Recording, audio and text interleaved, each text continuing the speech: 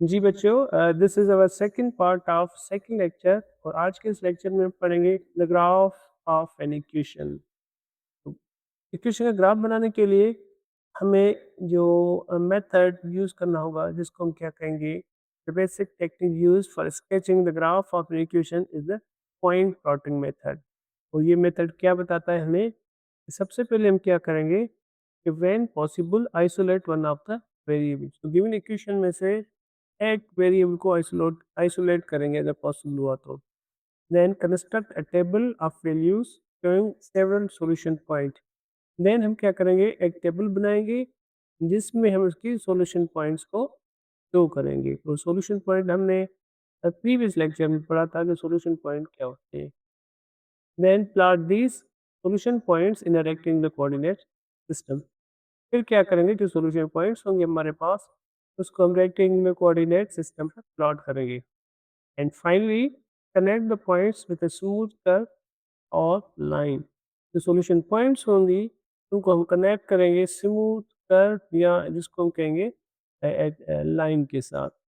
अब हमारे पास एक प्रॉब्लम है, इक्वेशन है, इसका स्केच करना होगा graph. 3x plus y is equal to the 7। अब इसको फॉलो करें। क्या लिखा हुआ है कि when possible isolate one of the variable. तो हम इसको वेरिएबल को आइसोलेट आइसोलेट करेंगे। तो यहाँ पे y को आइसोलेट करेंगे तो क्या होगा कि y is equal to the 7 plus 3x है, तो ये माइनस 3x हो जाएगा। या फिर हम इसको लिखेंगे y is equal to the minus 3x plus 7। Next step में देखें कि construct a table of values showing a several solution point. अब हम टेबल बनाएंगे इसकी सॉल्यूशन पॉइंट को यहाँ पे शो करेंगे। टेबल बनाने के लिए हम क्या करेंगे, x की वैल्यूज यूज करेंगे इन सच अ वे कि कुछ उसकी पॉजिटिव वैल्यूज भी होंगी, कुछ उसकी नेगेटिव वैल्यूज भी होंगी, इंक्लूडिंग जीरो भी।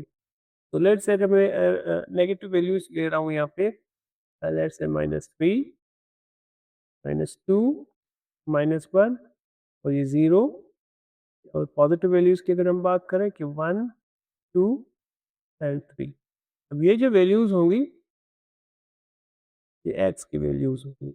अब इसकी करस्पॉन्डिंग में y की वैल्यूज़ भी लिखेंगे और y क्या था हमारे पास, y is equal to the ये -3x प्लस 7। मुझे बताएं कि जब हम -3 x पे रखेंगे तो क्या होना चाहिए। तो y is equal to the -3, x की वैल्यू क्या है हमारे पास -3 प्लस 7, तो क्या हो जाएगा, ये 9 प्लस 7 मीन्स के 16। तो y की वैल्यू क्या होगी, 16 होगी इस -3 की करस्पॉन्डिंग में जब हमने x यूज़ किया था।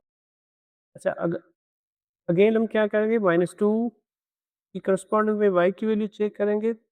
इसी तरह हम -2 रखेंगे, x में सब्सटीट्यूट करेंगे, जो रिजल्ट आना चाहिए वो होगा 13।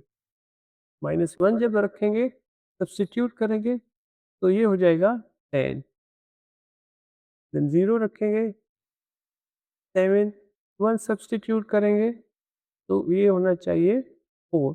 2 सब्सटीट्यूट करेंगे तो 1 एंड 3 सब्सटीट्यूट करेंगे तो -2 होगा। ये सारे वैल्यूज सब्सटीट्यूट करेंगे इस फंक्शन इस इक्वेशन में तो ये हमें मिलते जाएंगे। अब ये देखें कि जो सॉल्यूशन पॉइंट्स होंगी, तो सॉल्यूशन पॉइंट्स को हम क्या कहते हैं, ऑर्डर्ड पेयर।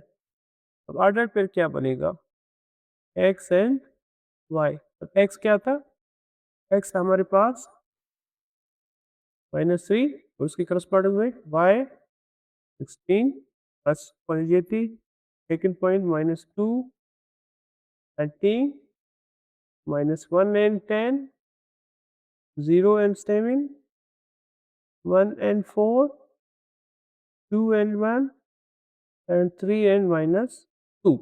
तो ये हमने सॉल्यूशन पॉइंट यहाँ पे शो किए। देन क्या करना होगा कि plot these points in rectangular coordinate system. ये जितने भी पॉइंट्स हैं इसको रेक्टेंगुलर कोऑर्डिनेट सिस्टम पे हम प्लॉट करेंगे। तो इसके लिए मेरे पास एक रफ पेपर है, तो उसको यहाँ पे करेंगे तो ईज़िली हो जाएगा। तो फर्स्ट पॉइंट थी -3 एंड 16। तो -3 मीन्स के क्या होगा, let's say this is a 0, this is a -1, -2, -3, तो यहाँ पे होगा, ठीक है? तो -3 के साथ क्या था 16, तो ये कहाँ पे जाएगा? ये 16 यहाँ पे होगा, तो ये पॉइंट हो गया। ये 15 है, ये 16, 17, 18, जैसे 0, 1, 2, 3, 4 पे होगा। तो फर्स्ट पॉइंट -3, 16 ये हो जाएगी। देन सेकंड पॉइंट होगा -2 एंड 13, मीन्स कि -2 दिस इज 0, 1 एंड 2। 13 क्या कहाँ पे होगा? दिस इज 11, 12, 13, तो ये पॉइंट हो जाएगी second point.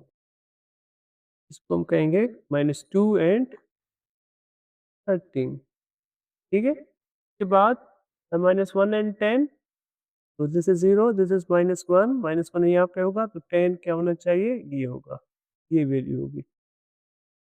Then fourth point है हमारे पास 0 एंड 7, इस x की वैल्यू 0, तो 7 क्या होगा? 5, 6, 7 ये वैल्यू होगी, 0 एंड 7। तो दिस इज 0 एंड 7, और ये पॉइंट क्या थे हमारे पास? -1 एंड 10, -1 एंड 10। देन हम जाएंगे 1 एंड 4, मीन्स 0 ये 1 होगा, और 4 क्या होना चाहिए? ये 4 होगी, तो ये हो जाएगा 1 and 4। 2 and 1, this is 2 and this is 1, 2 and 1 ये पॉइंट होनी चाहिए, एंड फाइनली 3 and -2, तो x is 3, 0, 1, 2, 3, ठीक है, एंड y is -2, मीन्स नीचे जाएगा 1 and 2, मीन्स के कौन सी पॉइंट होनी चाहिए? 0, 1, 2 एंड दिस इज 3, और ये 2, मीन्स ये पॉइंट होगी। इसको हम क्या कहेंगे? 3 and -2। अब क्या था कि जब ये पॉइंट्स हमें मिलेंगी, देन हम क्या करेंगे? पॉइंट को कनेक्ट करेंगे। कनेक्ट करने के लिए फिर हम कनेक्ट करते जाएंगे,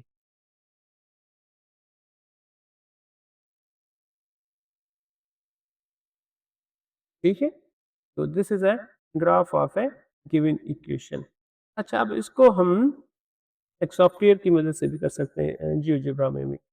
पॉइंट्स है, पॉइंट्स ये हमारे पास जैसे कि 2 -3 एंड 16, तो -3 एंड 16, ठीक है, ये पॉइंट थी। देन -2 एंड 13, -2 एंड 13, देन इसके अलावा -1 एंड 10, उसके बाद 0 एंड 7, ठीक है, देन 1 एंड 4, देन 2 एंड 1, और 3 एंड -2। ये पॉइंट्स थी जो जब हमने ये यहाँ पे पॉइंट्स की थी। तो अब इसको अगर यहाँ पे कनेक्ट करेंगे तो क्या बनेगी? एक स्ट्रेट लाइन बनेगी। तो ये बेसिकली क्या था? मेथड था ग्राफ ऑफ एन इक्वेशन।